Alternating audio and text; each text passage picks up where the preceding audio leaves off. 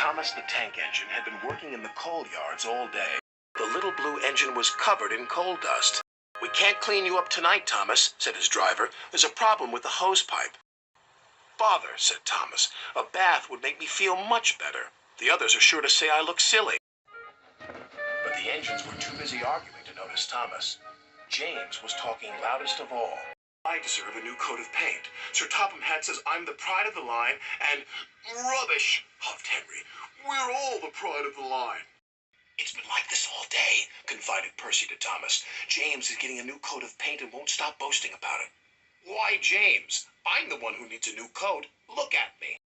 "I'd rather not," retorted James. "You're not a pleasant sight, and wouldn't understand the needs of a really important engine." Thomas was fuming. Next morning, as James was being repainted, Henry had an accident.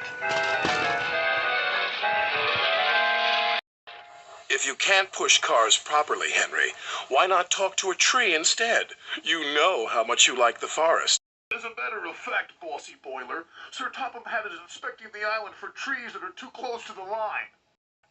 He's worried they might cause trouble." "Pah!" laughed James. "If I came upon a tree, I'd just push it aside." "Really?" Henry replied. Soon James was showing off his paintwork. "Make way for an important engine." "You wouldn't feel important if one of those trees crashed on you. You'd feel hurt," reproached Percy. "Rubbish! It wouldn't dare." "You should be careful, James. Trees can be just as powerful as engines," advised Terence. "Oh, please. Now, excuse me, Sir Topham Hatt needs me to pull the express." And he huffed away.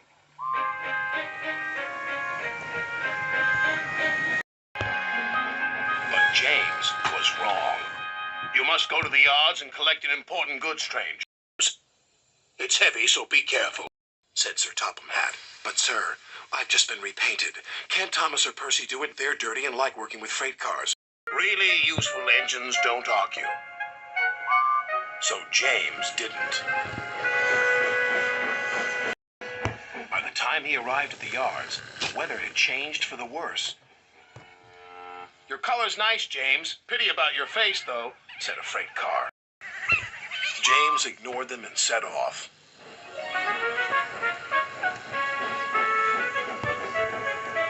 Soon they came to a hill, and his driver knew they were in for a difficult time. An old tree close to the track was being blown by the strong wind, and the rain had weakened the slope. All of a sudden, the tree moved.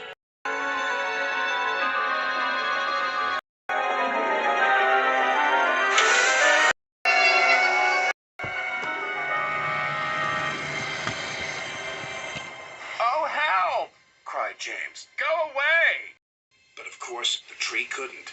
James tried to reverse away from the tree, but his train was too heavy.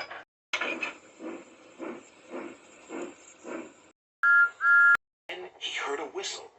"It's Thomas," called his driver. James felt embarrassed and worried that Thomas would laugh at him. But Thomas didn't. He knew this was no time for teasing. "Beep, beep." "I'm ready," whistled Thomas. "So am I," replied James. "As ready as I'll ever be." They were just in time.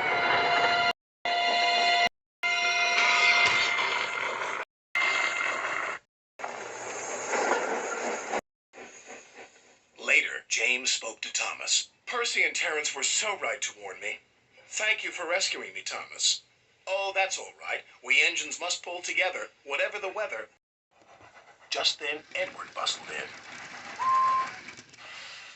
"Sir Topham Hatt thinks you're both brave engines. You're going to have a new coat of paint.